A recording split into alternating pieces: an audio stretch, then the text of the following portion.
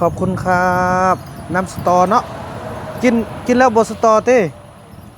เรากินก่อนอืมน้ำสตอนี่คือน้มันบุรีำมันบุรีลูกมอนตัวนี้อ๋อมักหมอนพี่น้อยสลาเขาเอิ้นว่ามักหมอนอันนี้เป็นสาวรสเขาจะให้ลูกตลอดเลยนี่ฝุ่นเยี่ยงต่างเป็นมากอันนี้โต้นเขาใส่มักโม่นะนี่นะแม่นพอดีเขาไปฮื้อเอาของส่วนมักโม่มาใส่เลยพี่น้องเอ้ยบาวบุญนำมาเห็นในเลยมีแนวคิดแบบอยากสร้างเป็นส้นสตรอเบอรี่ขายพี่น้องเอ้ยพอระดับน้ำเขาได้หมดละพี่น้องไปซื้อไปทดสอบก่อนทดสอบแล้วทดลองมันก่อนว่ามันจะออกมากแบบใดเพิ่นให้เลือกเลยตัวเท่านี้เอาบ่ได้เนาะตัวเท่านี้เนาะโอ้ตัวเท่าตัวงามๆเลยพี่น้องเอ้ยเอาไปขยายพันธุ์เลยงามมันเนาะนี่พี่น้องเอ้ย10 ถุงเพิ่นเอานำอยู่600แม่นบ่ไปขยายพันธุ์พี่น้องเอ้ยแต่งเนาะวันนี้จะมีคอนเสิร์ตคนขุนเขาครับผมงานรอยพระบาทแรกวันนี้เตรียมนักร้องสาวสวยทั้งนั้นเลยครับในทีมงานคนขุนเขาวันนี้จะแสดงก่อนจะแสดงจะมีเวทีเสวนาสายสัมพันธ์2 แผ่นดินระหว่างเมืองทุ่งมีชัยแขวงชัยบุรีกับอำเภอสายจังหวัดน่านเรามีความผูกพันมีความสัมพันธ์กันมีวัฒนธรรมประเพณีที่เราอยู่ร่วมกันมาอย่างยืนนานยาวนานมานานแล้ววันนี้เรา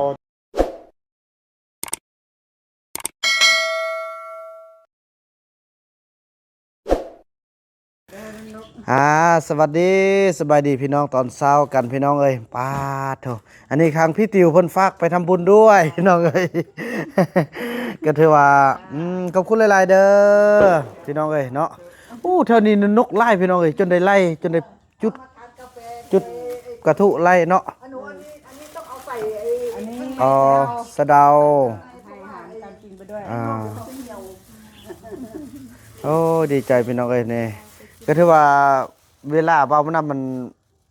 สั้นพี่น้องเอ้ยมันไล่เวียกโพดเนาะก็จะได้ไว้รอบหน้าจากกันไปในมื้อนี้มื้อหน้าสิพาบุญมีมาไหมจะพาบุญมีมาเยี่ยมบัดนี้เสียดายอยากจะพาไปดูบ้านไม้ไผ่จะได้เอาเป็นตัวอย่างที่ว่าจะทำที่โน่นนะโอ้เนี่ยเลยเป็นแช่ก่อนมันต้องแช่ไม้ไผ่อาบน้ำยาไม้ไผ่ได้หลายตรงนี้เดี๋ยวให้เขากินกินกาแฟแล้วค่อยไปเบิ่งเนาะโอเคพี่น้องเอ้ยไปเมื่อคืนนี้กะทางพี่ติวแล้วก็ทางป้าตุ้ยเนาะเพิ่นก็พาไปรับประทานอาหารอยู่ที่ร้านอาหารเซี่ยวเซี่ยวอาหารอร่อยมากเลยพี่น้องเอ้ยบัดนี้ตอนเช้าแล้วก็จะได้ยกออกแล้วก็จะได้เอาข้าวมานี่พี่น้องเอ้ยเนาะมาทานกาแฟกันตอนเช้าแล้วก็จะเกี่ยมทานข้าวแล้วก็จะเดินทางไปที่จังหวัดน่านไปหาพอโทนคุณเขาต่อกันพี่น้องเอ้ยเนาะโอ้พี่ติวเพิ่นก็บ่ได้แต่งหน้าแต่งตาเถอะพี่น้องเอ้ย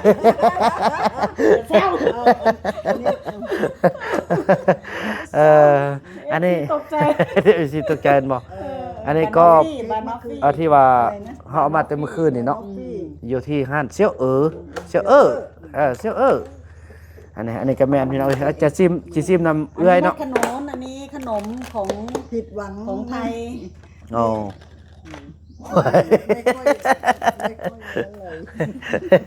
อันนี้จะเป็นขนมตั้งแต่สมัยเท้าทองกีบม้าคิดค้นขนม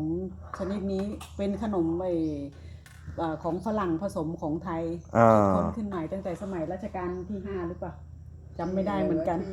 อันนี้พี่ติ๋วไม่ค่อยแม่นประวัติศาสตร์แต่ว่าท่านเนี่ยมาเริ่มทำขนมคิดค้นทำขนมอันนี้ตั้งแต่ขนมฝอยทองเม็ดขนุนโปรตุเกสหรือเปล่าน่าจะเป็นโปรตุเกสผสมใช่เม็ดก็จะสวยหน่อยแต่รสชาติก็อาจจะแล้วแต่ร้านเนาะแล้วแต่ร้านที่ว่าเขาทำบางคนเขาชอบหวานแต่ส่วนตัวพี่ติ๋วเนี่ยชอบมันแล้วก็ไม่ค่อยหวานอะไรอย่างเงี้ยเหมือนปลาตุ้ยเลยปลาตุ้ยก็ไม่ชอบหวานเนาะพยายามงด หวานมากไม่ดีเพราะพวกพี่หวานอยู่แล้ว อ๋อ โอเค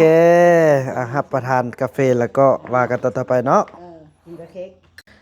พี่น้องเอ้ยหลังจากที่ว่ากินข้าวกินน้ำกันลมเรื่องยุคเรื่องยาเรื่องตอนนี้ก็ถือว่า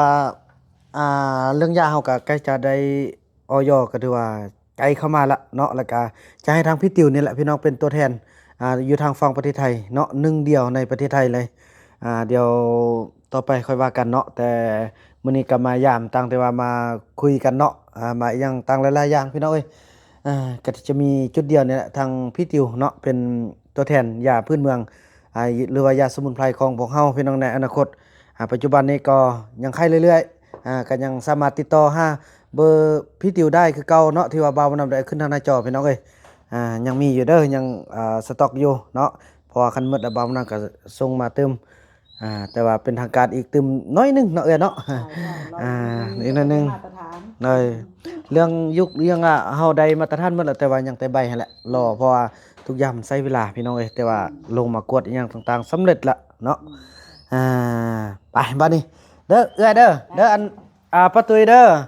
ลูกหลานสิได้กลับก่อนโอกาสหน้ามายามใหม่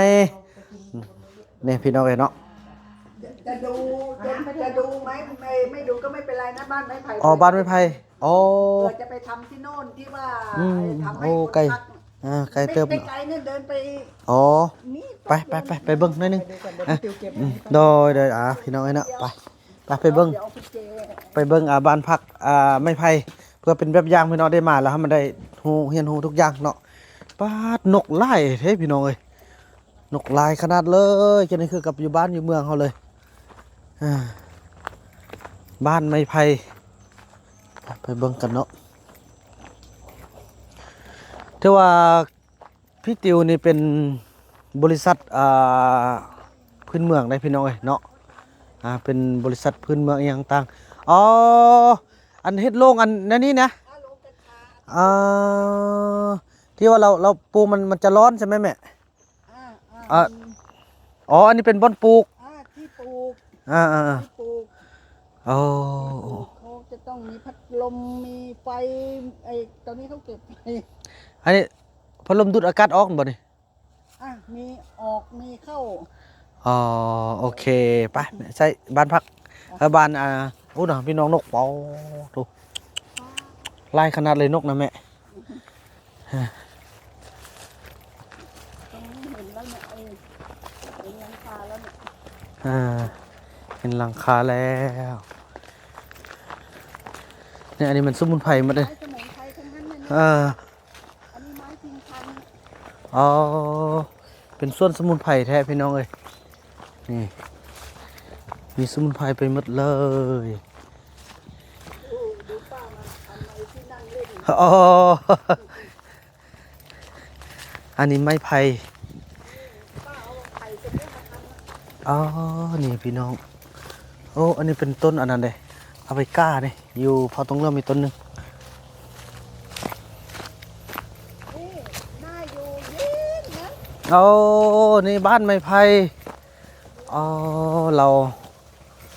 ใส่เสาเป็นเสาปูนเนาะนี่พี่น้องเอ้ยพาถล่มเซยเลยพี่น้องเอ้ยลมพัดเย็นดีเนาะนี่ ในข้างในโอ้ป้ายังไม่มียังไม่ได้เอาที่นอนอะไรเข้า โอ้สุดยอดเลย ดูวิวอย่างไอ้นี่เลย เป็นไม้ไผ่ เผื่อเราจะไปทำมั่ง แม่อันนี้มันเฮามาแต่ใส่อันแบบนี้นี่โอ้ไม่อัด ไอ้อะไรนะ ไม่อัดที่ห้องเลื่อยเนาะ มันจะเป็นไม้ไผ่อัด อ๋อเนี่ยพี่น้องงามเลยเนาะสวยงามเย็นโอ้ลมตลอดเลย ใช่ใช่ นี่พักกันจองนะอยู่นี่ก็มีแม่นี่พักกันจองอยู่ที่ไทยเอิ้นพักอีหยังแม่นี่ ผักไอ้ตาลปัดกันบางคนก็เรียกกันจองเหมือนกัน อ๋อซื้อไทยกะละปัดเนาะกะละปัดลาวเอิ้นว่ากันจองให้พี่น้องทางกลับนะโหงามเลย เผื่อเราจะอยากไปทำมั่งนะ แม่นในอนาคตก็คิดว่าแม่ ถ้าธุรกิจรุ่งเรืองไปก้าวหน้าา ไม้ไผ่เยอะอยู่อะเนาะ ไม้ไผ่ก็มีอยู่แม่อันนี้ไม้ไผ่ที่เรากินนอนบ่แม่ คะ เอาอันไม้ไผ่ที่เรากินนอน ใช่ไม้ไผ่เรานี่แหละเอามาทำ มันจะออกตลอดเลยเนาะ ออกตลอด เออ เย็นสบายใน เนาะ ป่ากลางวันมาตรงนั้นร้อนก็มานอนเล่นสองตายาย แม่นไม่เย็นลมพัดตลอดเลยพี่น้องเอ้ย ดูหมา2 ตัวมันมา อันนี้เป็นโป้หนาเป็นแผ่นที่เราไปซื้ออยู่ที่อันนั้นเนาะ หนา หนาดิเออเนี่ยพี่น้องเอ้ย บรรยากาศดี เนาะ โอ้ถ้าเรามาคราวต่อไปถ้าอยากนอนมานอนได้เลย เพราะว่าเดี๋ยวป้าจะเอาที่นอนมาลง ได้เลยอ๋อนาอยู่ สบายใจอยู่ตรง นี่เราใส่อะไรอัดแผะ เขาเรียกอะไรนะ เดี๋ยว ป้าเรียกไม่ถูกว่า จะอัดให้หมดเนาะเพราะว่า ซิลิโคน อ๋ออัดซิลิโคนเนาะบ่ให้แอร์ออกพี่น้องไอ้ติดแอร์เด้เนาะ อ่า เนี่ยอุ้ยเจ้าดำมาแล้วอุ้ยเจ้าอ้วนมาแล้ว มันจะเลอะหมดเลยเนี่ย เอ้ยจะได้กลับปะแล้วจะได้กลับปะแล้วจะได้กลับปะแล้วนั่น เลอะหมดเลยเนี่ยไม่เอาเดี๋ยวตีเลอะเทอะ ไปพี่น้องเอ้ยกลับบ้านกันมานี่เดินทางต่อเนาะ ไปเดี๋ยวเลอะโทรมาไลน์มาเดี๋ยวพี่จุ๋มขอไลน์หนูหน่อยเลย อ๋อ ยังไงก็ได้ติดต่อกัน น้องนกไม่มีไลน์ครับ อ๋อเหรอ ครับมีแต่น้องอะไรก็ กลัวว่าบางทีแบบมีอะไรติดต่อน้องไม่ได้ก็จะได้ติดต่อน้องนกได้ ครับ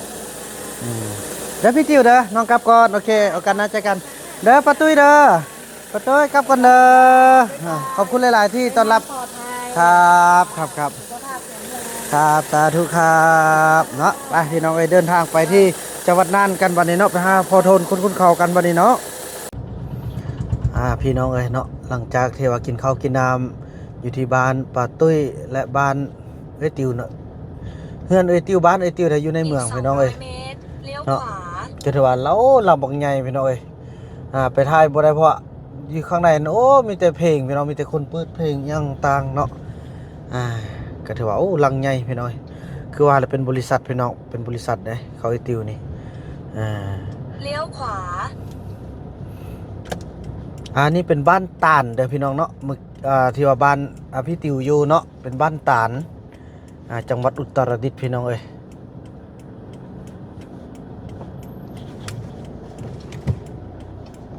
ขอไปก่อนเด้อรถใหญ่เข้ามานี่ขอ ไปต่ออีก 1.5 กิโลเมตร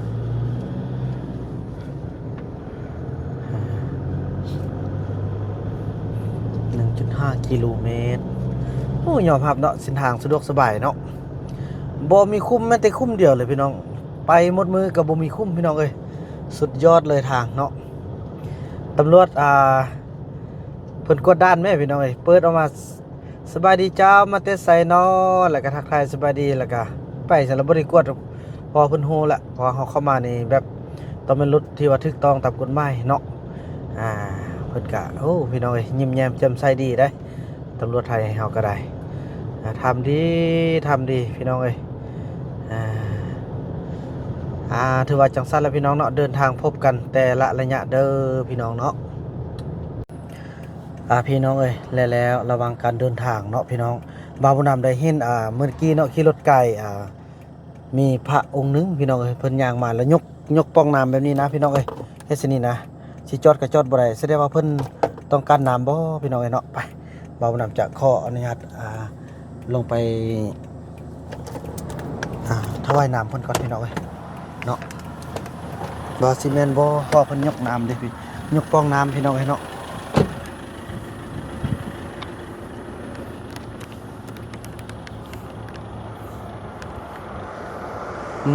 เพิ่นย่างมาแล้วพี่น้องเอ้ยพอเห็นยกป้องเป้านะพี่น้องเอ้ยคือสิแม่นบ่เนาะบ่นำขอถวายน้ำเพิ่น2ขวดพี่น้องเอ้ยเนาะ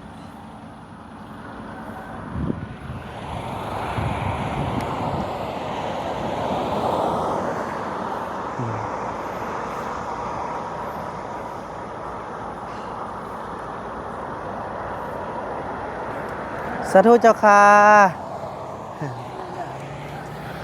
จากเมืองไหนจากจากแขวงสยามบุรีครับ อ่า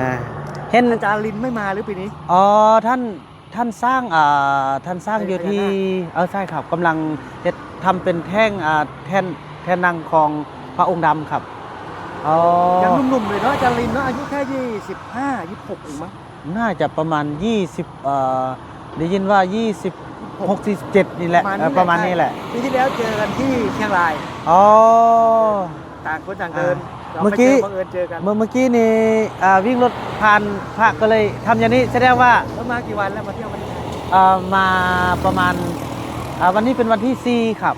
พอดีไปทำบุญบวชพระ9 องค์อยู่ที่วัดเขาเข็มทิศของอาจารย์ปูน้อยครับ อาจารย์เองก็จะไปออกไปทางเชียงใหม่ออกแม่ฮ่องสอนแล้วก็จะอาจจะข้ามลาวเหมือนกันปีนี้ อ๋อ อยากจะไปภูเขาควายกับเขาน่ะ อ๋อ ภาษาไทย ครับ ภาษาอีสานเรียกว่าภาษาลาวเรียกภูเขาควายเนาะ ภูเขาควายเหมือนกันครับอ่า ก็อยากจะไป พระ อยู่ พระอาจารย์เดินไปเรื่อยๆใช่ไหม ใช่ ถ้าสมมุติว่าให้นั่งรถไปด้วยได้ไหม อ๋อมันไม่นั่งเลยตอนเนี้ยเพราะถือเดินอย่างเดียว อ๋อ ถือพัดลม สาธุครับ คืออย่างนี้มันเดือดร้อนนิดๆหน่อย อ่า ๆกับเรื่องความหนาว อ๋อครับครั แล้ บ ว ค ก็ รับ อาจจะวันอีกสัก2 วัน อาจจะต้องไปนั่งรถสักหน่อยนึงเพราะว่าจะต้องไปปริวาสตรงหลวงปู่แหวนหลวง อ๋อ ปู่แหวนที่เชียงใหม่ ครับสา ถ้า ธุ เป็นไปได้ สาธุ เนี่ย ครับ อาจารย์บอกบุญเล็กๆน้อยๆเนี่ยอยากจะได้รักษาพระเนี่ย อ๋อ ที่มันเป็นแบบกันหนาวได้อะเป็นไหมพรมอะแล้วก็หมวกเนี่ย อ๋อ ไปถามที่ตลาดเมื่อเช้าเนี่ยเขาขายอยู่ต้อง600 กว่าบาท อ๋ออ๋อ เฉพาะเสื้อจะโน้น600 กว่าบาท อ๋อค มี รับ ตังค์อยู่40 บาททำอะไรไม่ได้เลย อ๋อ แล้วก็ไหมพรมสักผืนนึง ครั จะ บ ได้ ครับ จะเห็นญาติโยม ราคาประมาณเท่าไหร่ครับ มันใช้อยู่ประมาณพันรวมยาไอ้นี่ด้วยนะยาพ่นโรคหอบใช้อยู่ประมาณ1,200เนี่ยยาอยู่เนี่ยพอดีมีโรคประจำตัวด้วยคน อืมครับครับครับครับครับ ใช้อยู่ประมาณ1,100 1,200นี่แหละประมาณนี้เลย น่าจะ1,200อันพระอาจารย์ประจำอยู่ที่วัดไหนครับ เพชรบูรณ์ชนแดน อ๋อ วัดหลวงปู่ทบ ครับครับครับครับสนแดน แมน ครับครับครับครับครับครับอัน มันต้องใช้ระหว่างทางแล้วพวกนี้ก็จะนั่งรถสักหน่อยนึงที่เด่นชัยว่างั้น อ๋อ ขึ้นไปเชียงใหม่เลย โอเคครับพระอันขออนุญาตภาพมีใบเป็นที่อยู่ของวัดไหมครับ เพราะว่าก็ นี่เดี๋ยวนะเป็นความสบายใจเนาะ ครับ นี่ อ๋อครับครับพระ พระเกศอนุตโรฉายาเดียวกับครูบาน้อย อ๋ออ๋ออ่า อายุน่าจะใกล้ๆกันละมั้ง ขน้อยอันนี้คือบัตรของพระอาจารย์ใช่ไหม ใช่ พระอาจารย์ชื่ออะไรครับ ชื่อเกศ ชื่อเกต อนุตโร เกรดครับให้พรหน่อยครับเพราะว่าจะอันช่วยอภิวาทนาสีลิสานิจังวุธาปจายโนจัตตารวธรรมาวัฏันติอายุวันโนสุขังภารัง สาธุครับสาธุครับพอดีพระอาจารย์ต้องการเสื้อคลุม ใช่ก็เดี๋ยว คุม จะไป หัว หาซื้อเอาแล้วก็มาคุมหัว ครับ สีเดียวกันแล้วมันหายากมากตามร้านสังกพันธ์อยู่ดิ ตอนนี้คัดปัจจัยเนาะ ใช่ เดี๋ยว ใช่ พันอะไร1,200ประมาณ1,200 โอเคเดี๋ยวเขาน่าจะไปเอาเงินแป๊บนึงนะครับ จ่าย ครับนี่พอดีเพิ่นพี่น้องบ่าวบุญนำไปกวดเบิ่งแล้วบัดใบอิหยังต่างญาติเป็นพระปลอมเนาะก็ถือว่ามีแท้พี่น้องเอ้ยมีอิหยังต่างแล้วก็สิได้เพิ่นคาดทุนเอาเงินมา1,200ครับช่วยบริจาคเพิ่นเนาะ1,200ให้เพิ่นคือว่าแล้วพี่น้องเอ้ยไปกวดเบิ่งแล้วมีเอกสารมีหยังหมดทุกอย่างเนาะ1,200ช่วยกันไปพอเพิ่นจะเดินทุดงไปแต่จริงเดินทุดงมันต้องไล่องค์แต่ก็บ่แน่ใจว่านี่คือว่ามีองค์เดียวบ่าวบ่นำกะเฮาทำด้วยใจพี่น้องเอ้ยนี่เด้อ พระจะมองวันเวียงจันทร์ไหม อะไรครับ ใช่ไหมอ่านว่าพระจะมองเวียงจันทร์ไหม นครหลวงครับ อ๋อนครหลวงเวียงจันทร์ ใช่ครับ นี่ครับพระอาจารย์นี่คือวัตถุปัจจัยที่มีจิตใจศรัทธาพร้อมด้วยครอบครัวนะมอบให้พระอาจารย์ที่อาจจะเดินทุดงค์ปกติเราเดินทุดงค์มีหลายองค์นะ ก็อาจารย์เป็นศิษย์หลวงปู่ทบไงเดินเดียว เออ ศิษย์หลวงปู่ทบเราก็เดินเดี่ยวกันเดี๋ยวนี้ อ๋อน อกจากศิษย์หลวงปู่มั่นเขาจะเดินเยอะแล้วก็หลวงพ่อจรัญ ครับครับ หลวง ครั พ่ บ อจรัญวัดอัมพวันสิงห์บุ ค รี รั นะ บ เดิน ค เย รับ อะ อ่ะฉันก็ช่วยเป็นวัตถุปัจจัยในการเดินทาง 1,200 นะ โมทนาสาธุอยู่ว่าสายยามเลยนี่ อ่าสาธุเด้อนี่เด้อเดินทางเด้อโอ้มีอีกอย่างหนึง กาแฟ โอ้ครับครับ ติดกาแฟ ครับครับ อ่ะโมทนาสาธุแล้วไปเที่ยวไหนวันเนี้ย สาธุพอดีจะไปจังหวัดน่านครับ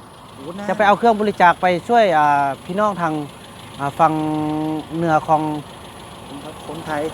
ประเทศลาวครับครับ เป็นไรอะ พอดีไปผมนะผม เขาฝั่งนู้นเป็นไร อ๋อเขาก็คาดเคินเล็กๆน้อยๆเสื้อผ้าอะไรต่างๆนี่แหละ อ๋อความหนาว ใช่ครับ ประเทศไทยไม่หนาวเลยทีนี้ ใช่ ห ครั นา บ วว่า2 วันเมื่อคืนร้อน ครับ มาก ครับ ปรากฏอยู่ตรง4แยกนะ อืม แยกตรงวัดใหญ่ๆฝั่งนู้นนะครับ ครับสาธุเด้ออาจารย์เด้อสาธุ มีความสุขความเจริญ สาธุสาธุสาธุ มากับแฟน ใช่ครับเดี๋ยวขน้อยจะได้กลับก่อนเด้อ จ้า ครับ โชดีนะครับ เช่นกันครับครับ ใกล้กัน สาธุครับครับพี่น้องเอ้ยเนาะก็ถือว่าเพิ่นเดินทุดงค์บางเทื่อเพิ่นสิไปพุ่นเด้พี่น้องไปทางลาวพุ่นเนาะเนี่ยเพิ่นก็ถ่ายรูปถ่ายนี่เห็นบ่เพิ่นจกโทรศัพท์ถ่ายรูปไปรถหาพี่น้องเอ้ยเพิ่นก็สิว่าแหละเพิ่นก็ส่วนขึ้นแล้วเพิ่นบ่ขึ้นเพิ่นตั้งใจเดินเพิ่นเป็นหลวงปู่มั่นบ่เนาะก็จะแม่นบ่บ่นำได้กวดเบิ่งน่ะพี่น้องเอ้ยเนาะถือว่ายานจะมีเป็นวีซ่าชีพอหยังต่างเนาะกดเบิ่งแล้วก็แม่นล่ะพี่น้องเอ้ยช่วยกันไปถึงว่าแม่นหรือบ่แม่นเฮาก็สิก็คือว่าแหละเฮาทำด้วยใจละพี่น้องเอ้ยก็เป็นการสร้างบุญนั่นล่ะเนาะกดเบิ่งเอกสารวัดเพิ่นอยู่อหยังต่างก็มีหมดพี่น้องเอ้ยเนาะอยู่ทางพุ่นละอยู่ทางชนแดนทางที่ว่าพวกเฮาใกล้มาพี่น้องเอ้ยเดินทางว่ากันต่อไปนะพี่น้องเนาะพี่น้องเอ้ยตอนนี้พวกเราก็ได้เดินทางมาฮอดที่จังหวัดน่านกันแล้วเนาะสนุกอยากกินสตรอเบอรี่ว่าซั่นบางเห็นเขาจะเปิดไม้เป็นตัวนี้นี่ว่ะโอ้บอกนอกแม่นบ่นี่ใช่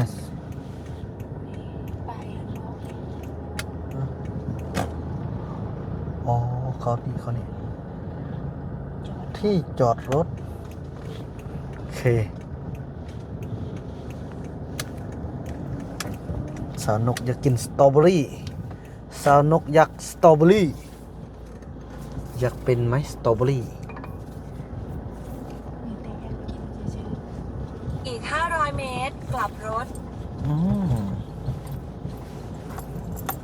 จะรถกินสตรอเบอรี่เฉยๆจันมอนก็ได้เนี่ยโอเคไปก็ได้ซะนะกินสตรอเบอรี่มีสีเหลืองก็มีสีแดงก็มีไปแวะกินสตรอเบอรี่ก่อนเป็นปลูกค่ายเลยสีเหลืองก็มีสบายดีเจ้าชิมสตรอเบอรี่ด้วยครับอันนี้เป็นตัวแห้งบ่ อันนี้อบแห้งจ้ะ อบแห้งอันนี้มันยังพี่น้องตัวเหลืองๆนี่เดี๋ยวโอ้ สตรอเบอรี่ค่ะ อันนี้ชิมได้จ้ะ มักสมปลุกอันนี้นะ อันนี้ก็อบแห้งค่ะ ความภาษาเราเทิงเอิ้นว่าสมปลุกนี่เป็นสมปลุกใหญ่ เบอร์รี่ อันนี้นะ แคปฟูดเบอร์รี่ ชิมกันด้วยเนาะ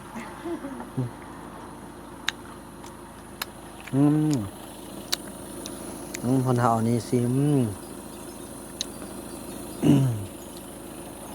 น้ำลายแตกเลย อร่อยนะ นี่อมแห้งเนาะ อบแห้ง น้ำลายคือออกคุ้นๆว่ะ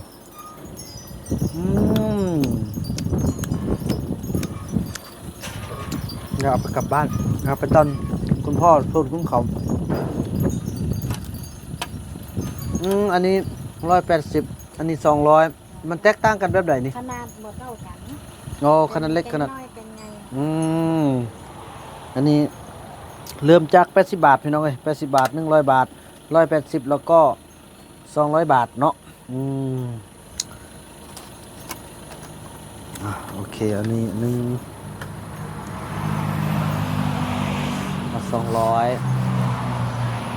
เป็นต้นอันแม่เอก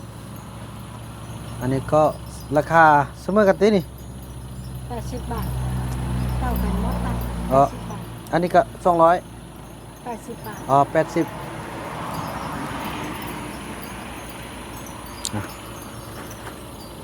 อันนี้คือแบบอันนี้กับตัวนี้คือต่างกันเป็นซี่แบบ อันนี้อบแห้งอันนี้แค่อิ่มอันนี้เป็นตัวนี้ อ๋อแล้ว อันนี้จะหวานบัตเตอร์อันนี้จะออกหวานหน่อย อันนี้จะออกเปรี้ยวหน่อย อืม อันนี้จะเอาเป็นรสชาติอันนี้ก็ถุงละ100อันนี้ก็กล่องละ100ซิมลายมันอันนี้ร้อยมันก็อันนี้ตุ้มนึงเดี๋ยวนะเสร็จก่อนเนาะอันนี้ อันนี้ก็เป็นแยมกินด้วยขนมปัง แยมพี่น้องมีหมดทุกแนวเลย อันนี้คือน้ำอีกอย่างนี่ น้ำผลไม้น้ำสตรอเบอรี่ อ๋อ สาวรสแล้วก็มันบุรี แสดงว่าเขาปลูกนี่เองเลย อันเนี้ยเขาปลูกอยู่นี่เฮ็ดเองนี่เลย อะไรนะ เอาสิ่งที่เราปลูกที่นี่มาผลิตเองเลยใช่ไหม ใช่ อ๋อโอเคเอาซิมขวดนึงเนี่ยแต่ว่าจะซื้อนะ มีให้ชิมค่ะมีให้ อ๋อมีให้ชิมโอ้โหพี่น้องเอ้ยเอาหยุดก่อนพี่น้องเอ้ยเมื่อกี้มีรถเข้ามาเนาะอันนี้คือหน่วยเยอะแท้เจ้า อันนี้เป็นถุงไงของตัวนี้ อ๋อโอเค คือลูกอะไรคะฟัก ว้าว มังกรค่ะเอาฟักมังกร อ๋อขอบ ไปกินได้ต้นที่ค่ะต้น โอ้คือว่า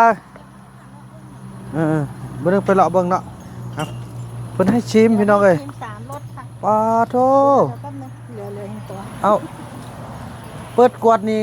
อันนั้นติสิเสียของบ่ เหลือให้ชิมค่ะ อ๋อพี่น้องเพิ่นให้ชิมนะ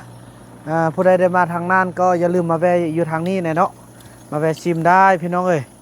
อันนี้ก็ได้ฟังคุณก็แม่นค่ะ อ๋อฝั่งซ้ายฝั่งขวาแม่นหมดเนาะอืม เป็นไร่เดียวกัน ป้าอยู่ที่ลาวเขาปลูกได้บ่ฮึสตรอเบอรี่นี่ ปลูกได้หมดค่ะพันธุ์นี้ปลูกได้นะ อืม แต่พันธุ์อื่นนี่ปลูกบ่ได้แต่พันธุ์นี้ปลูกได้ทุก มี ปี มีขายบ่ มี เบียร์นะ ก้าเป็นก้าจะเนี่ยเอาไปเอาก้านี่ไป อ๋อพี่น้องมีกะเนาะไปเบิ่งจะได้ เป็นน้ำสตอ ขอบคุณครับน้ำสตอเนาะกินแล้วบ่สตอเต้ ลองกินก่อน น้ำสตอ นี่คือน้ มันบุรี มันบุรี ลูกมอนตัว ำ นี้ อ๋อมักหมอนพี่น้องเอ้ยสลาวเขาเอิ้นว่ามักหมอน อันนี้เป็นสาวรส สาวรสคือ สาวร อ๋อ ส มักนอด มักนอด มักนอดอยู่บ้านเฮา มักนอด อืม ภาษาลาวเนาะ กะแซ่บไปทุกแนวเลยพี่น้องเอ้ยไวน์ก็มีนะกินไวน์เคยก่อน โอ้บายก็มี สตรอเบอรี่ วะ กินเนาะ เอาชิมแน่นอน เดี๋ยวปิดก่อนเนาะ เราผลิตอยู่ใส่นี่อยู่ เช็คนิดดูยังไงค่ะ อ๋อแต่ว่าพลนี่เราเอาอยู่ที่นี่ไปปลูกเลยเนาะเอาไปนี่ไปผลิตเลยเนาะพี่น้องเอ้ยมีหลายหลากรูปแบบโอ้เนาะ อันนี้เป็น เฮ็ดอันใดเนาะพอต้องเรื่องเฮาสิมีแบบนี้เนาะพี่น้อง ไวน์สตรอเบอรี่ อ๋ออั อันนี้ไวน์สตรอเบอรี่รสหวาน อ๋อรสหวาน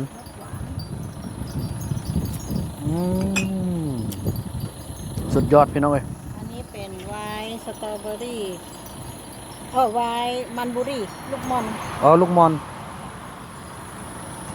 อันนี้เป็นสตรอเบอรี่แต่รสฝาดบ่เหมือนกัน โอ้พี่น้องเอ้ย ตัวที่3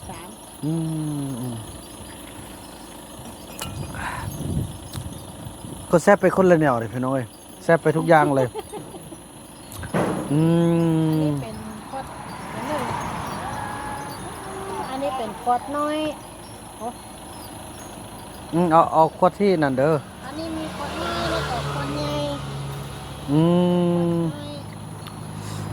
อันนี้คนใหญ่ ไวน์เดี๋ยวเอาไวน์เอาไวน์ที่ไวน์สตรอเบอรี่ออกมาเด้อจะเอาอันนึงพอรสชาติอร่อยมาก เป็นตัวหวานหรือตัวฝาก เอาตัวหวาน เอาตัวแรกเนาะ โอเค ตัวแรกเอา อืม เอาเป็นคนน้อยเพื่อคนใหญ่ เอาคนใหญ่เท่าไหร่ครับ คนใหญ่500 คนใหญ่ ก็เป็น เอาโอเคถ้าเฮาเปิดครั้งนึงนี่ต้องกินให้หมดเลยใช่ไหมหรือว่ามันจะบูดเราไม่มีตู้เย็นนะ บ่เป็นหยังค่ะ บ่เป็นหยัง พอเฮากินหมดก็เอาปิดไว้เหมือนเก่า โอเคนี่ ได้เหมือน ครับโอ้พี่น้องเอ้ยมีหลากหลายอย่างเนาะโถแสดงว่านี่เฮาค่ายพันธุ์มันพร้อมเนาะ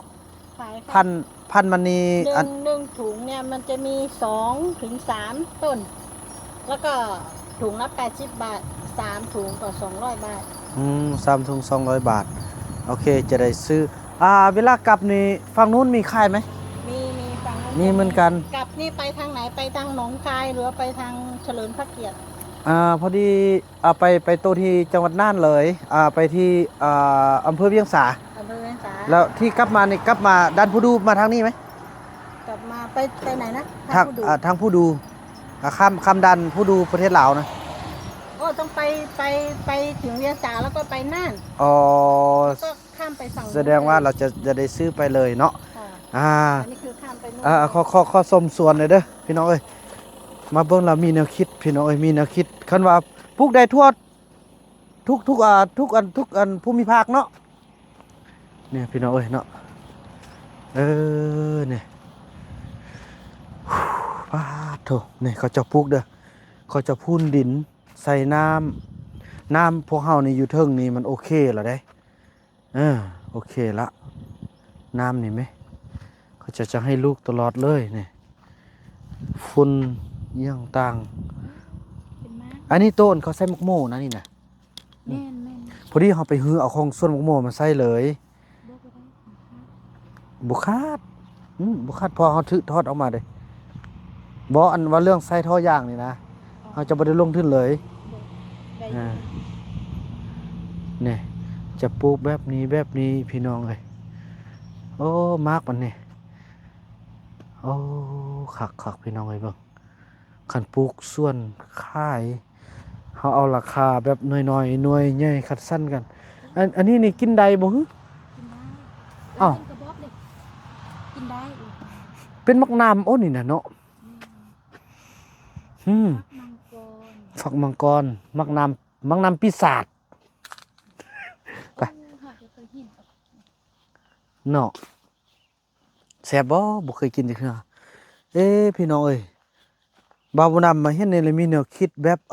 อยากสร้างเป็นส้นสตรอเบอรี่ขายพี่น้องเอ้ยพอระดับน้ำเฮาได้หมดละเบิ่งนี่พี่น้องเพิ่นก็เฮ็ดส้นสำนี้ก็ยังได้ขายวันนี้เฮาสว่าการโปรโมทเฮานี่ก็คือว่าแหละส่วนคนโปรโมทคนติดตามเฮากับบักไกไลและ Facebook เนาะก็จะฮอด200,000คนละเรื่อง Facebook นี่มันจะไวพี่น้องเอ้ยเนาะคนพื้นที่นี่มันจะไวจะเห็นดี สมมุติมีส่วนสตรอเบอรี่พอต้องเหลืองสินะป้าโถก็ดีได้พี่น้องเอ้ยท่อโดยลักษณะท่อนี่เขาจะแล่นท่อแนวนี้ใส่น้ำทวิตบาบุนำงงว่าเป็นยังมีช่องท่อเนาะนี่มันจะมีเดี๋ยวนี้พี่น้องเอ้ยมันจะมีช่องท่อนึงจะมีท่อที่เพิ่นใส่อันตัวมันปิ้นหันแล้วก็ท่อที่ว่าใส่ทางกลางนี่เลยนี่อาจจะเปิดจะออกยังได้หมดล่ะเฮาใส่แต่ตัวทางกลางก็ได้แล้วติในทางกลางเพิ่นก็บ่ให้เสียได้เพิ่นก็ใส่อันนี้เด้เนาะแต่ซื้อไปก่อนพี่น้องไปซื้อไปทดสอบก่อนทดสอบแล้วทดลองมันก่อนว่ามันจะออกมากแบบใดเฮาปลูกอยู่บ่ได้ที่มันว่างเนาะเฮาปลูกเลยโอเคได้พี่น้องแล้วก็มาปั่นรูปสตรอเบอรี่พอต้องเหลืองไว้นี่ฟางพี่น้องเอ้ยฟางมาหุ้มบ่ได้ปั่นเลยเอาฟางมาหุ้มแล้วก็ใส่สีเป็นสตรอเบอรี่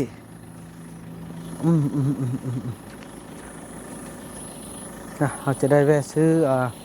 พันธุ์กับก่อนเนาะซื้อพันธุ์นั้นกับอันนี้เป็นพันธุ์เพิ่นเอามาขายพี่น้อย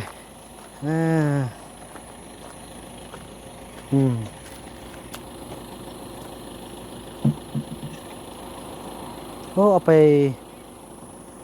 นี่ก็เป็นเก้าจะนี่เขาอันนี้เขาเอาไปปลูกใหม่ได้นะอันเนี้ย โอ้ อันนี้มันจะมีหักออกมา อ๋อเอาไปขยายพันธุ์ด้วยตัวนี้เลยบ่ ขยายพันธุ์ด้วยกันนั่น อืม ได้เลยเนี่ยมีหลายออกมา พี่ที่เราปลูกนี่เรากี่วันเราเก็บ 2 เดือน อ๋อซ่อง เดือน 2 เดือนเก็บ หลังจากที่ว่าเราเก็บครั้งหนึ่งมันก็จะเริ่มใหม่อีก2 เดือน หรือว่ามันจะเปลี่ยนสลับกันออก หนึ่งถ้าเราปลูกแล้วตุลาถึงเมษาก็จะมีผลผลิต แต่ถ้าหลังจากนั้นมันจะมีจะถึงกันน้อย อ๋อ ๆแต่มันมีบ่ค่อยนักละ ช่วงที่มันได้รับผลดีที่สุดคือช่วงเดือนไหนครับ ประมาณนี้ไปค่ะ เริ่มเดือนตุลา อ๋อ ธันวามกรานี่ไปค่ะ ธันวามกราจนถึงเดือน ถึงเดือนมีนา เดือน3เนาะเรา กุมภามีนาม กราเริ่มแต่เดือน12เดือน1เดือน2เดือน3 4 เดือนพี่น้องเอ้ยเนาะ4 เดือนนี่จะได้พ้นใหญ่ดีเนาะแล้วเฮาฮดนี่ฮดเช้าฮดแรงบ่ เช่าก็ได้แรงก็ได้วันละเตือแต่ถ้ามันเปียกแล้วทำต้องฮดละ อ๋อ หนึ่งวันแล้วก็เขาก็เป็น1 วันแล้วก็เคยฮดน้ำ แต่ที่แน่ๆก็คือวันละเทื่อแหละเนาะคันเฮาเบิ่งตัวจริงเนาะ แต่เฮือเปียกนักๆก็บ่ได้มันก็หักมันก็จะเน่า อ๋อ วัน ต้อง วันหนึ่งก็ถ้าเฮือวันนี้วันพุธก็บ่ต้องเฮือแล้ววันฮือก็ อื เฮือก็ได้ อ๋ออันสำคัญเราเบิ่งความชื้นของมันเนาะถ้าสมมุติว่าเราไปขยายพันธุ์นี่เราเอาตัวตัดตัวที่นั่นเนาะไปสับ เอาที่ตะกี้ที่บอกเนี่ยค่ะ อื เอา ม กาเนี่ยเอาไปใส่ถุงน้อยๆแล้วก็ให้ปักให้มันอยู่เข้าไปทางในให้มันมีหัก ค่อยไปออก แล้วเอาไปตัด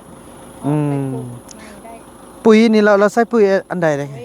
สูตรเสมอ15ก็ได้16ก็ได้ 15 16ถ้าเราใส่ถ้าเราไม่ใส่มันก็ไม่เป็นผลเนาะ มันก็ติดแต่ว่ามันติดอยู่แต่ว่ามันไม่ค่อยสมบูรณ์ อืม ต้องให้ปุ๋ย ถ้า ปุ๋ยบ่ต้องให้นักให้เต็มที่ก็10 เม็ด ถ้า ให้น้อย ทุ่งน้อยๆต่อ10 เม็ดเนาะถ้าสมมุติว่าเราไม่ใส่ปุ๋ยเราใส่ขี้งัวขี้ควายขี้เป็ดขี้ไก่ ๆไม่ต้องให้ปุ๋ยก็ได้ โอ้ ขี้งัว นี่พี่น้องเอ้ยมานั่นก็จะซื้อเบี้ยตัวนี้ไปด้วยอันนี้ขายใช่ไหม อันนี้ เอากี่ถุง ทุกละเท่าไหร่ ถุงละ80 บาท3ถุง200 บาท 3 ถุง200 6 ถุง400เอาสัก6 ถุง400 6 7 8 9 ถุง เอาให้10ถุงแล้วไปก้างให้600 โอเคได้ ถุงละ เอา10 ถุงเลยเนาะเอาตัวมันสมบูรณ์เลยเนาะเราก็จะไปจ่ายอันนั้นพี่น้องพอเฮาฮู้วิธีขยายพันธุ์ละพอขยายพันธุ์ด้วยนั้นพี่น้องเอ้ยนี่แบบนี้เนี่ยนะนี่ออกมาเดี๋ยวนี้เอาตัดเอาเลยพี่น้องเอ้ยเนาะนี่มาเหียนเอาดิพี่น้องเอ้ยสักก็มาเหียนนี่เห็นบ่เนี่ยเขาจะตัดเอาแบบนี้ ปุ้มออก อืม แค่นี้เลย ใส่ขยายได้เฮาลงทุนซื้อเบียร์มันพี่น้องเอ้ยเนาะซื้อเบียร์มันโอ้ขี้งัวขี้ควายขี้เป็ดขี้ไก่ เลือกเองก็ได้นะคะ เอาที่มันมีหมากไปก็ได้เนี่ยที่มีหมากเนี่ย ที่มี ที่มีหมากเอาไปก็ได้ อันนี้ต้องได้ยกออกเนาะ ยกออกเลยค่ะ โอเคส่วนอันเราขยายพันธุ์นี่ไม่ใช่เมล็ดเนาะใส่เมล็ด เม็ดมันจะจ้า อ๋อ เม็ดจะจ้า มันจะซ่าพี่น้องเอ้ย เม็ดมันจ้าขนาดนั้น เนาะ เลื บ่ อกเลยค่ะเลือกมาวางเลยนะคะเสร็จแล้ว อ๋อ1 เอาไปพุ่นเลยเลือกได้เลย 10 ถุง1เป็นมาร์กแล้วพี่น้องเอ้ย1ละเอาตัวที่มันเพิ่นให้เลือกเลย ตัวเท่งนี้เอาบ่ได้เนาะตัวเท่งนี้เนาะ ได้ค่ะได้ โอ้ตัวเท่งตัวงามๆเลยพี่น้องเอ้ยเอาไปขยายพันธุ์โดยงามมันเนาะนี่พี่น้องเอ้ย10 ถุง เพิ่นเอานำอยู่600แม่นบ่เอาไปขยายพันธุ์พี่น้องเอ้ยไปขยายพันธุ์ซ้ำนี้ก็ได้ละไปแพร่เสื้อแพร่ขยายโอ้นี่นั่นเนี่ยไปได้หมดเลยพี่น้องเอ้ยเนาะไปขยายนี่จักถุงละ1 นี่ไปขยายได้นักเท่าไหร่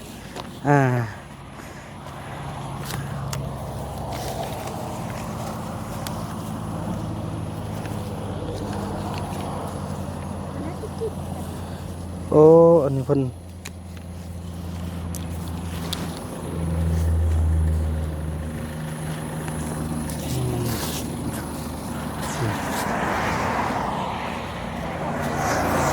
ลุงนี่บ่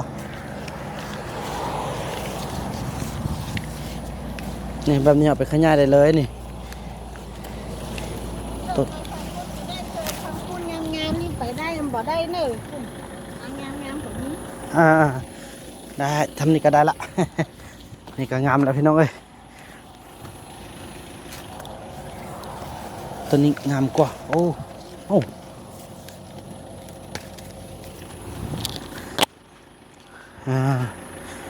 ครบ1 2 3 4 5 6เอา10ถุงเด้เนาะ6 เดี๋ยวอันไอเอา 6ละ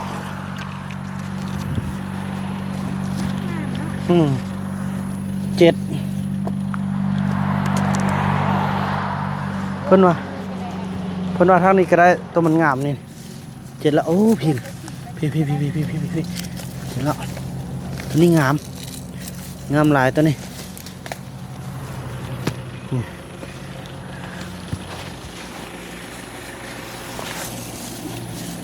1 2 3 4 5 6 7 8 12บริขายเขาก็ปลูกกินพี่น้องเอ้ย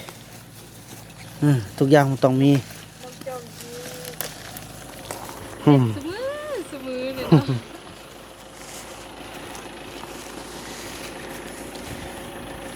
คือ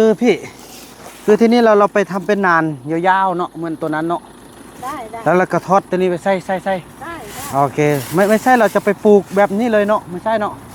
จะไปปลูกแบบนี้ก็ได้เอาใส่กระถางไงก็ได้หรือว่าจะไปทำเป็นแป้งไงแล้วก็ปลูกเลยก็ได้ได้หมด โอเค1 2 3 4 5 6 7 8 9อีกอันนึงอีกอันนึงพี่น้องตัวใดเนาะจะไปที่ประเทศลาวตัวใดเนาะต้องเลือกดูตัวใดก็ได้บ่ตัวนี้ก็ได้ละติเนาะเลือกได้เพือกตาแดงแหละเพิ่นว่านะโอเคครบ10ถุงพี่น้องเอ้ยเนาะจังซั่นแหละพี่น้องก็สิได้จ่ายเงินจ่ายคำแล้วก็สิมันยกเครื่องขึ้นเพราะว่าบัตรกลับเดี๋ยวพอเฮาสิได้กลับทางนึงพี่น้องไอ้บ่แม่นทางนี้ได้บทเรียนจากเพิ่นแล้วก็สิทำอย่างต่างเนาะว่ากันต่อไปพี่น้องเนาะ อันนี้ถ้าเอาไปถ้าใบที่มันแก่แล้วก็เอาออกไปใบที่มันแก่ใบแก่เนี่ยเอาขวางได้หนึ่ง โอเคท่านผู้ชมเนาะเอาตัวก็น้ำสตอ อ๋อน้ำสตอ น้ำสตรอเบอรี่น้ำสับปะรด อ๋อไม่ได้เอาละเอาแค่ไวน์นี่ก็โอเคละถึกอยู่พี่น้องเอ้ยเนาะ 1,000 กับ1,000 เป็น110 บาทเนาะใช่ไหม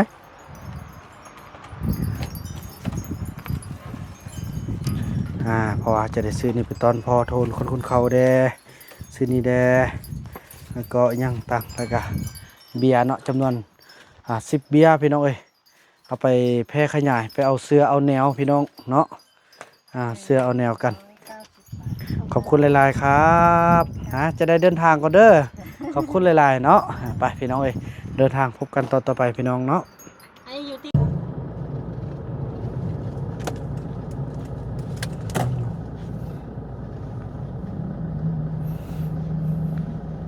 โอเคพี่น้องเอ้ยเนาะตอนนี้เราก็มาฮอดนี่แหละพี่น้องเอ้ย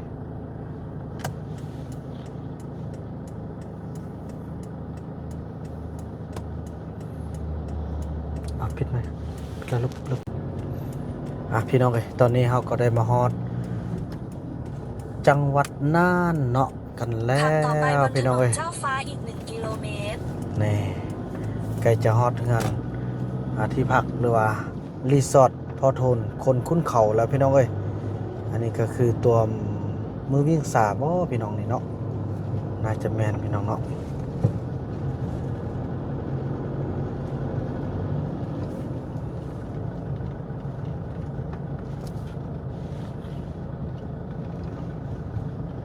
โอ้มีเซเว่นมีหยังอยู่นี่บัดเราสิกลับมาไปซื้อของตามนี่ก็ได้สนุกอยากเข้าไปซื้อเครื่องหลายๆอย่าง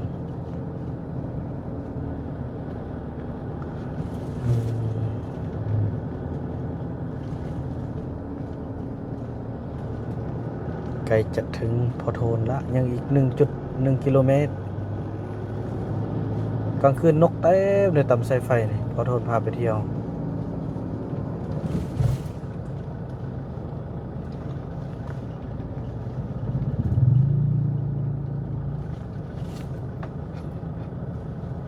ใกล้จะถึงพอโทนกับแม่เอกแล้วเวียงสา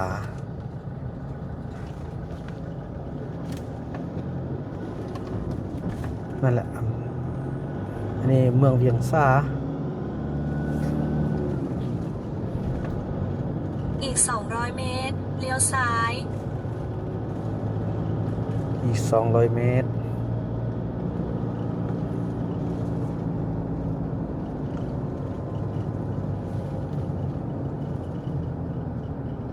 เลี้ยวซ้าย เป็นตัวนี้ว่าเลี้ยวซ้ายเนาะ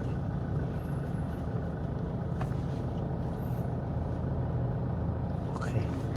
ที่จริงแบบไฟแดงลาวเนี่ยพี่น้องเอ้ย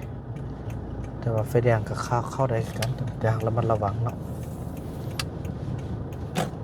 เลี้ยวซ้ายอ๋อฮะมี อีก งาน 500 เมตร จุดหมายของคุณจะอยู่ทางขวา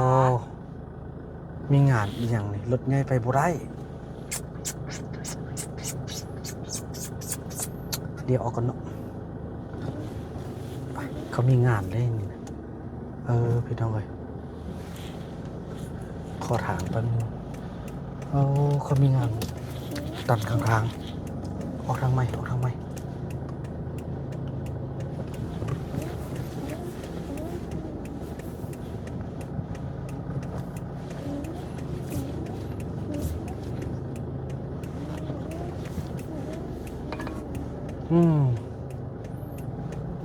เห็นอะไรนี่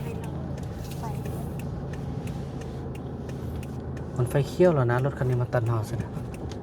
โอ้ยเนาะไฟแดงแล้ว เลี้ยวซ้ายเข้าสู่ซอยเทศบาล 4 แล้วเลี้ยวซ้าย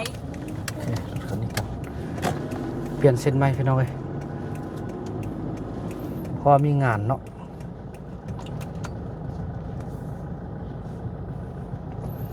เจ้ามีงานอัดทางพี่น้องเอ้ย เลี้ยวซ้าย ใส่เลี้ยวซ้ายจะได้หวะบ่มี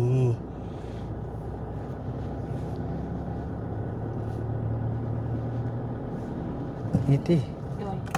โอ้หอมจ่อแท้เพราะว่าทางเส้นนั้นเขาจะจัดงานพี่น้องเอ้ยเนาะ อีก300 เมตร เลี้ยวขวา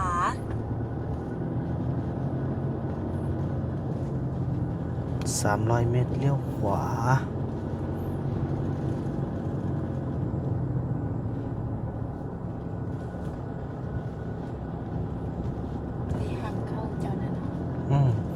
แสดงเขาเคยมาแล้วพี่น้องสร้างเส้นนี้นะ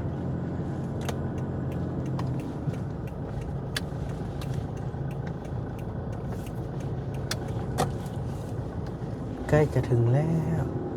ใกล้จะถึงแล้วใกล้จะถึงแล้วใกล้จะถึงพอโทนแล้ว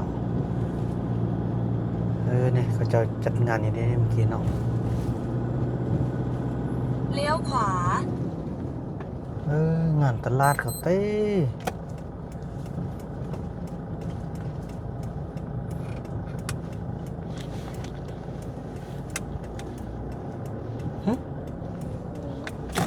เราตันคุณละ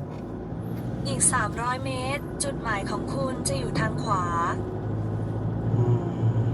เขาเพิ่นบ่ให้เข้าออกได้เนาะ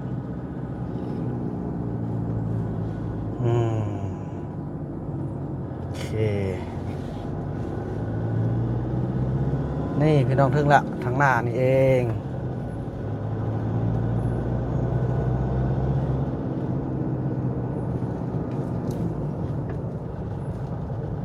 โทษเต็มเลยที่รีสอร์ทนี่บ่มีบนจอดเลยบ่โอเคพี่น้ จุ อง ดหมายของคุณอยู่ทางขวา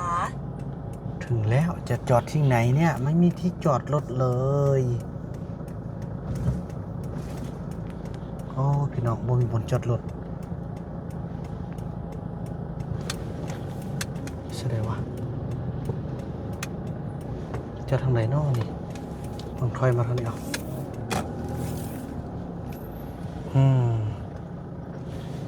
อยากลองไปเคยเห็นบ้างบนนึงบนจอดรถต้องถอยมาแนวนี้ก่อนเด้อเพราะว่ารีสอร์ทนี่แค่จะเต็มเลยพี่น้อย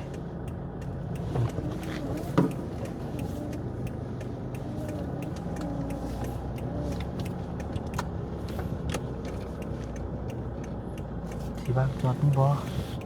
โอ้ยบ่มีที่ว่างอยู่ในนอกบ้านนี่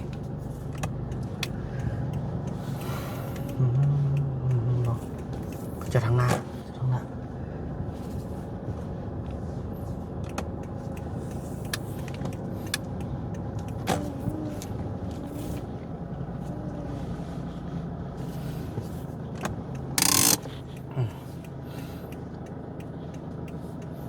เดี๋ยว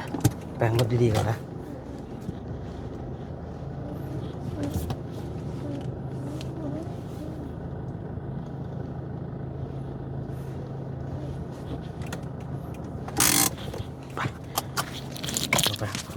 ขอโทษแป๊บนึงก่อนเนาะ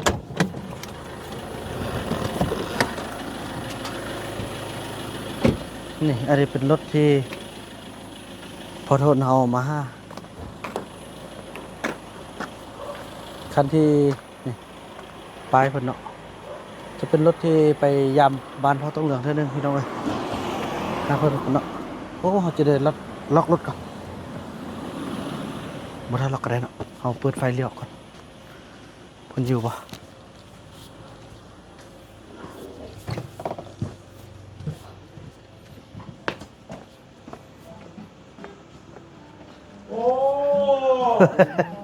สมัยดี